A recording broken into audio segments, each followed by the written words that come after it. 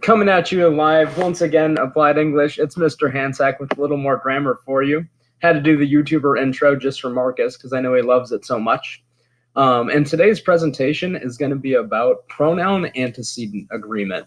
As you can tell, based on what the shark is telling us right here, this PowerPoint presentation is made by someone else. I took it from a website called Chomp Chomp, which is actually a really wonderful online grammar resource. I like the way that they kind of blend just weird things and humor in with their teaching. So I'm using a Chomp Chomp presentation today. This one is made by Robin L. Simmons. So I wanted to make sure I gave credit where it's due. I did modify this PowerPoint a little bit. I mainly just cut a few concepts that aren't as important for us right now at the Applied English level. Anyways, the title for this presentation is Pronoun Agreement Until You Pass Out. That's a little bit of that chomp chomp humor there. But anyways, here's the basics on pronouns. A pronoun that we've learned before, just those personal pronouns, he, she, it, I, you, we, they, and their object forms, them, us, him, her, and so on, must agree with its antecedent. The antecedent, as you see at the bottom of the screen, is a noun that the pronoun replaces. So if you have a sentence that says Sarah drove her car, you can replace Sarah, the noun earlier on in the sentence, the antecedent, with the pronoun her. The basic rule is that you have to line up pronouns and antecedents with number. So a singular pronoun or a singular antecedent is going to take a singular pronoun. A plural antecedent is going to take a plural pronoun, just like it was with subject-verb agreement. A couple of examples. So let's say we've got our lizard here. Just clicking through it a little bit. So the lizard, singular, licked its, singular, eyeball. The lizards, plural, we got two of them now, licked their, plural, eyeballs. Notice once again, the singular antecedent took the singular pronoun. The plural antecedent took the plural pronoun. And obviously these get trickier, just like it was with subject-verb agreement. So just as a review, just the personal pronouns, singular, he, she, it, him, her, it, his, hers, its, himself, herself, itself. On the plural end, they, them, their, theirs, themselves, as you see it work through. Just adding on to these rules a little bit, plural, you can hear the puppy barking. Singular nouns joined by and, just like it was with subject-verb agreement, are treated as plural, so you're going to use the plural antecedent. The new puppy and kitten have destroyed their, plural, owner's sofa. Be careful with each and every. We're going to get to the indefinite pronouns in a moment right here, but if we changed that and construction to each new puppy and kitten, notice that it's going to take the singular antecedent its right there. The way to think of that is that each and every we can treat as indefinite pronouns. Just like everyone and everybody and everything, each and every are treated as singular. And we just saw that as well. Even if there's a lot of things, right? Each new puppy, kitten, rabbit, tarantula, hamster, parrot, turtle, and ferret destroys its owner's sofa. So once again, each, singular, its, singular pronoun. Like we talked about, indefinite pronouns are really where most people make mistakes with pronoun antecedent agreement, which is why I want to show this now. As a reminder, forms of one, body, and thing are always going to be singular, even when they seem plural. So once again, each, either, neither, anyone, anybody, anything, the forms of every, the forms of no, the forms of some, they are all singular, even though they might look plural. So for instance, you might have a sentence that says everyone on earth, right? That could be billions of people, but pronoun everyone, notice that they've underlined one for us to remind us that it's singular, will require a singular pronoun for agreement. Everyone on earth needs to tie his or her shoes. Not everyone on earth needs to tie their shoes. So check the sentence. Neither of my two brothers show much sense when they date women. This might sound right, but it is completely wrong. Notice neither, singular, they, plural. This needs to be he. Neither of my two brothers show much sense when he dates women.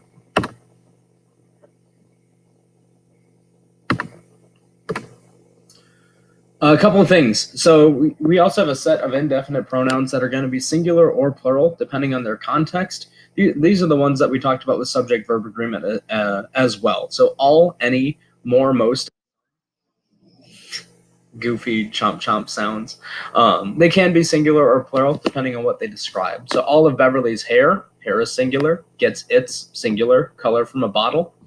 All of Beverly's fingernails, plural, get their plural color from a bottle. As a little review as well, there are 4 words that are always going to be plural. Those are both, few, many, and several. Collective nouns, like we talked about before, they also cause problems with pronoun agreement, but we're not going to go super deep with this one. As a reminder, we want to treat collective nouns as singular almost all the time. According to Chomp Chomp, it depends on context, which is true.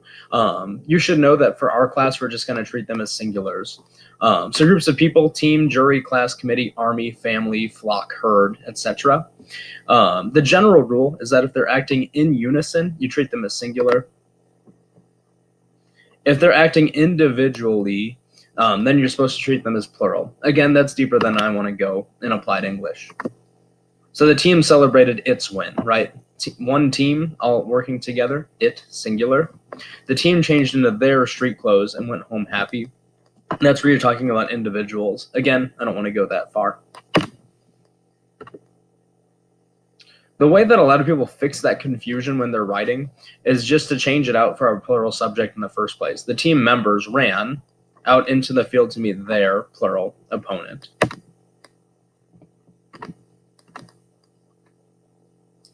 For this quick test, I just want to kind of show you reasonings for how pronoun antecedent agreement errors get solved, and then you can use this as practice tomorrow too. Blah, blah, blah. So notice this first one. Let me go back a little bit. Previous.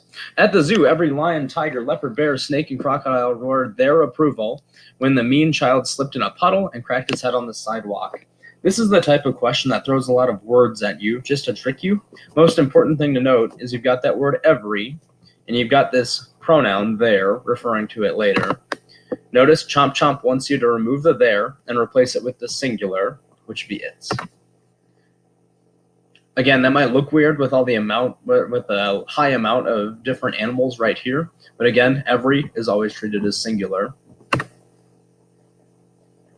Both Professor Williams and her students are happy to hear that they can order squid eyeball stew for their lunch. This one's a bit of a curveball because they gave you a correct sentence right here. Most important thing, both, like we said, is always going to be plural. And notice a plural pronoun they later on. Man, I always skip a little bit too far on these. Oh no, someone left their greasy French fries on the essay that I must submit next hour. Curveball once again. Someone, as a reminder, is singular. You've got a past tense verb left, so that does not give you any clue as to whether it needs to be singular or plural, but you have this plural pronoun there that follows it. We got to replace it with the singular, his. Or you could say his or her. They might give you a suggestion at the bottom on how to change it. Their suggestion is to get rid of the pronoun entirely.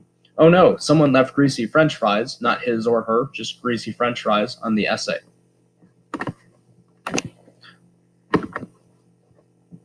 The class cheered their approval when Professor Schumann postponed the frog dissection. So on this one, they want you to remove there because they want you to treat the class as a singular collective noun right there. They might give you a suggestion as well. So their suggestion, if you like the plural pronoun, is to change out the collective noun with a plural noun, students. And there might be one more. None of Sabrina's friends will loan one of his or her pencils, so that Sabrina, who is always unprepared, can take the pronoun agreement quiz today. Tricky question. None can be singular or plural, depending on what it describes. Friends is plural, so we want the plural pronoun there. Either of those two shirts will enhance your brown eyes with their vibrant colors. Once again, they want you to get rid of their.